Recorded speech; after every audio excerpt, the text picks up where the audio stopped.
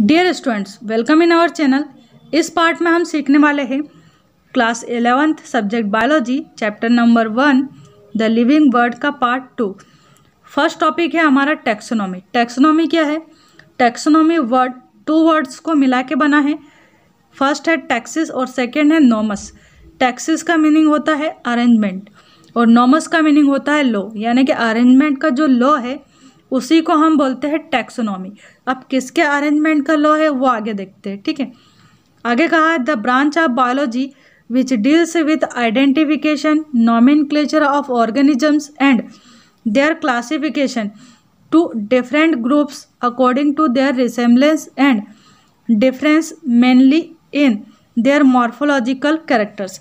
जितने भी टाइप के जो ऑर्गेनिजम्स हैं उनको आइडेंटिफाई करना मतलब पहचानना, उनका नामकरण करना यानी नॉमेनक्लेचर करना एंड उनका क्लासिफिकेशन करना, ये सब जो काम किए जाते हैं वो किस में किए जाते हैं? तो वो टैक्सोनॉमी में किए जाते हैं।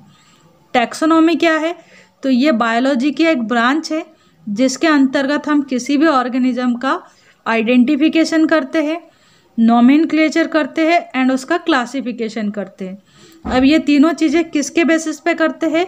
तो जो भी ऑर्गेनिज्म है उसकी मॉर्फोलॉजिकल स्ट्रक्चर कैसी है इसके बेसिस पर ये काम हम करते हैं। आगे देखते हैं टैक्सोनॉमी के एलिमेंट्स कौन कौन से हैं। Elements of taxonomy. टैक्सोनॉमी के मेनली 3 एलिमेंट्स है। कौन कौन से है?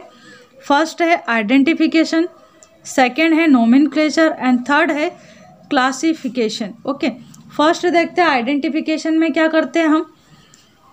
किसी भी ऑर्गेनिज्म का आइडेंटिफिकेशन करते हैं, मतलब उसको हम पहचानते हैं कि इसका जीनस कौन सा है, इसकी स्पीसीज क्या है, ये जो ऑर्गेनिज्म है वो दूसरे टाइप के ऑर्गेनिज्म से किस टाइप से सिमिलर है, इसको किस ग्रुप में रखना चाहिए, ये सब चीज़ें हम सबसे पहले आइडेंटिफाई करते हैं।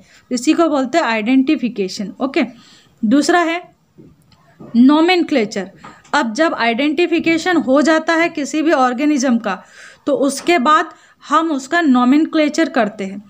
ऐसे ऑर्गेनिजम्स जिनका अभी तक नामकरण नहीं किया गया है, चाहे वो एनिमल हो या फिर प्लांट हो, तो उसका हम इसमें नामकरण करते हैं यानी कि उसका नॉमेनक्लेचर करते हैं। नेक्स्ट पॉइंट है क्लासिफिकेशन।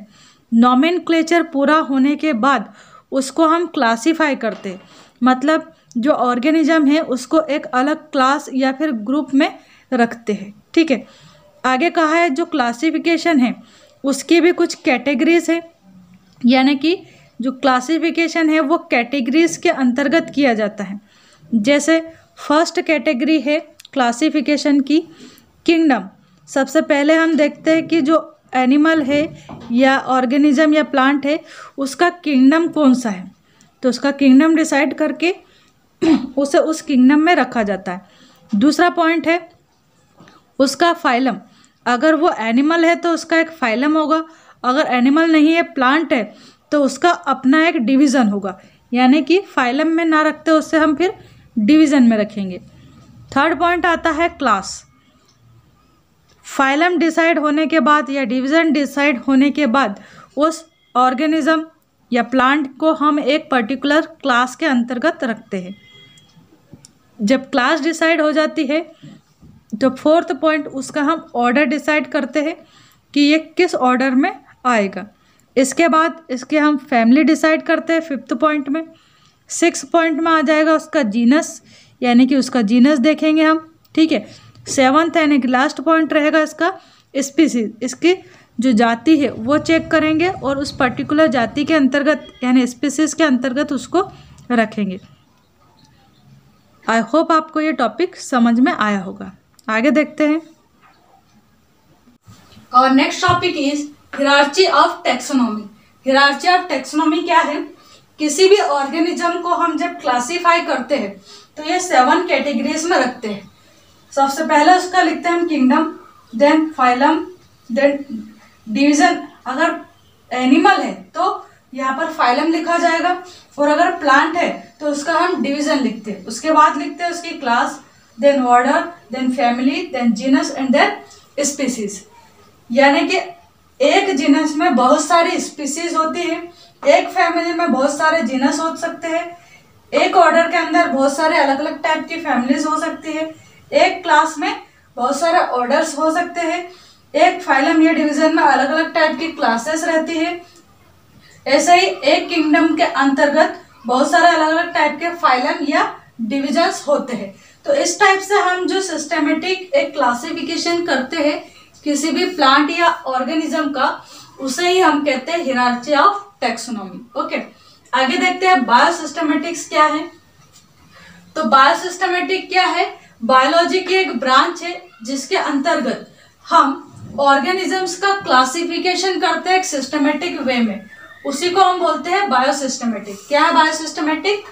बायोलॉजी की एक ब्रांच है जिसके अंतर्गत हम ऑर्गेनिजम्स का एक सिस्टमेटिक तरीके से क्लासिफिकेशन करते हैं। Okay, Linnaeus was the first to stabilise and define the hierarchy of taxonomy categories. जो लिनियस है, इन्होंने सबसे पहले टैक्सोनॉमी की कैटेगरीज के बारे में बताया था। अब टैक्सोनॉमी की कैटेगरीज क्या होती है? ये जो हम यहाँ पर देख रहे हैं, kingdom, phylum, class, order, family, genus या स्पीसीज, ये हर एक अपने आप में कैटेगरी है। ठीक है, यहाँ पर टोटल कितनी कैटेगरीज है? तो 7 कैटेगरीज है यहाँ पर। ये जो कैटेगरीज है इन्हीं को हम टैक्सोन भी बोल सकते हैं। ठीक है, इन्हीं को हम टैक्सोन नाम भी दे सकते हैं। This have definite place in classification and each taxon is placed in higher rank based on their characteristics. This sequence or rank is called hierarchy of taxonomy. यहाँ पर जितने भी कैटेगरीज है उनका अपना एक इम्पोर्टेंस है और हर एक कैटेगरी जो है वो अपने से हायर क्लास वाले में एक तरह से सम्मिलित है। जैसे यहाँ पर जो फाइलम है वो अपने से हायर क्लास वाले किंगडम के अंतर्गत आता है। क्लास है तो वो अपने से हायर लेवल वाले एक फाइलम या डिवीजन के अंतर्गत आती है। तो इस टाइप से जो हम सिस्टेमेटिक डिवीजन करते हैं किसी भी ऑर्गेनिज्म का या क्लासिफिकेशन करते हैं, उसी को हम बोलते हैं हायरार्की ऑफ टैक्सोनॉमी। एंड बायोसिस्टेमेटिक क्या है? तो ये बायोलॉजी की एक ब्रांच है जिसके अंतर्गत हम ऑर्गेनिजम्स को एक सिस्टेमेटिक वे में क्लासिफाई करते हैं। ठीक है, आई होप आपको हायरार्की ऑफ टैक्सोनॉमी अंडरस्टैंड हो गया होगा। और next topic is binomial nomenclature. इसको हम बाइनरी नोमेनक्लेचर भी कहते हैं। इसके बारे में सबसे पहले साइंटिस्ट कैरोलस लिनियस ने बताया था। कब बताया था? 1758 में। इनकी जो बुक है सिस्टेमा नेचुरी, इसी में सबसे पहले इन्होंने बाइनोमियल नोमेनक्लेचर के बारे में समझाया था। देखते हैं बाइनोमियल नोमेनक्लेचर होता क्या है। Binomial nomenclature is the system of naming every organism using 2 Latin word. The first word is generic name. जो first word रहता है इसमें वो generic name रहेगा, which begins with the first letter as a capital letter. The second word is specific name, which begins with the first letter as a small italic. क्या कहा है इसने कि जो बाइनोमियल नोमेनक्लेचर है इसमें हर एक ऑर्गेनिज्म के 2 नाम होते हैं। ठीक है, जो फर्स्ट नाम होता है वो नाम क्या होता है? उसका जेनेरिक नेम होता है। जेनेरिक नेम मतलब उसका जीनस शो करता है कि ये जो ऑर्गेनिज्म है वो किस जीनस से आता है। ठीक, दूसरा उसका नाम होता है स्पेसिफिक, यानी कि उसकी जो जाति है या स्पीसीज है उसको रिप्रेजेंट करता है। ओके, जो फर्स्ट वर्ड हम जेनेरिक का लिखते हैं वो हमेशा कैसा लिखना रहता है? हमें कैपिटल लिखना रहता है। ठीक है, और जो दूसरा नाम जो हम लिखते हैं सेकंड, उसका जो फर्स्ट लेटर है वो हमेशा स्मॉल और इटैलिक लैंग्वेज में लिखा जाता है। जैसे फॉर एग्जांपल यहाँ पर हमने एग्जांपल लिया है लायन का, तो इसका जो फर्स्ट लेटर है वो कैपिटल है। ठीक है, लायन का जो साइंटिफिक नाम है वो क्या है? पैंथेरा लियो है। ठीक, ये पैंथेरा जो वर्ड है वो इसका जीनस है एंड लियो जो है इसकी स्पीसीज है। तो ये है बाइनोमियल नोमेनक्लेचर। सेकेंड एग्जांपल लिया हमने यहाँ पर स्पेरो का। जो स्पेरो है इसका साइंटिफिक नेम क्या है? Pacer domestica. अब यहाँ पर भी देखिए आप, फर्स्ट लेटर कैपिटल लेटर है और ये इसके जीनस को रिप्रेजेंट कर रहा है। ठीक है। और डोमेस्टिका क्या है, इसकी स्पीसीज है। और ये जो वर्ड लिखा गया है ये इटैलिक लैंग्वेज में लिखा गया है। आगे देखते हैं रूल्स ऑफ बायनोमियल नोमेनक्लेचर। जो बायनोमियल नोमेनक्लेचर हम करते हैं उसके रूल्स क्या क्या है। तो फर्स्ट रूल है इसका, according to this system each organism is known by two names. इस सिस्टम के अकॉर्डिंग हर एक ऑर्गेनिज्म दो नाम से जाना जाता है। फर्स्ट नेम क्या होता है उसका, जीनस नेम होता है, एंड सेकेंड नेम उसका स्पीसीज नेम होता है। This names are written in Latin. ये दोनों ही जो है वर्ड वो लैटिन में लिखे जाते हैं, लैटिन लैंग्वेज में, ठीक। आगे कहा है the genus name and species name of an organism written together are called scientific name. जो जीनस नेम हम राइट करते हैं एंड स्पीसीज नेम, जैसे यहाँ पैंथेरा लियो हमने एक साथ राइट किया है, ठीक है, तो इसी को हम कहेंगे साइंटिफिक नेम, ठीक है। अब ये जो साइंटिफिक नेम है ये लिखने की आवश्यकता हमें क्यों पड़ी। अलग अलग देशों में अलग अलग चीजों को अलग अलग नाम से पुकारा जाता है। जैसे जो काऊ है, गाय है, उसको इंडिया में हमारे यहाँ गाय कहते हैं, इंग्लिश में उसको काऊ कहते हैं, और संस्कृत में उसको सुरभि कहते हैं। अब अगर हम अमेरिका या लंदन चले जाए तो वहां पर ये जो एनिमल है इसका और कुछ नाम भी हो सकता है, ठीक है। तो पूरे वर्ल्ड में एक ही नाम हो उसके लिए ये सिस्टम स्टार्ट किया गया था, और इसके बारे में सबसे पहले कैरोलस लिनियस ने बताया था, और उन्हीं ने ये जो मेथड है वो स्टार्ट की थी बायनोमियल नोमेनक्लेचर की।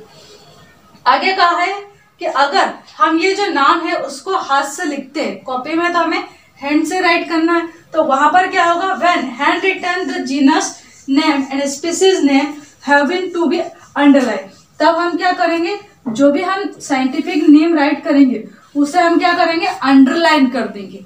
अगर हमने अंडरलाइन नहीं किया है उस नाम को तो वहां पर वो जो नेम हमने राइट किया है वो रॉन्ग समझा जाएगा। जैसे यहाँ पर अगर आपने लायन का नेम राइट किया है तो आपको इसको वन टाइम ऐसे अंडरलाइन करना जरूरी है, तभी जाके ये सही माना जाएगा, ठीक है। स्पेरो का नाम राइट किया है तो उसको वन टाइम पूरा ऐसा आप अंडरलाइन कर दे। तो ये था हमारा बायनोमियल नोमेनक्लेचर। आई होप आपको अंडरस्टैंड हुआ होगा।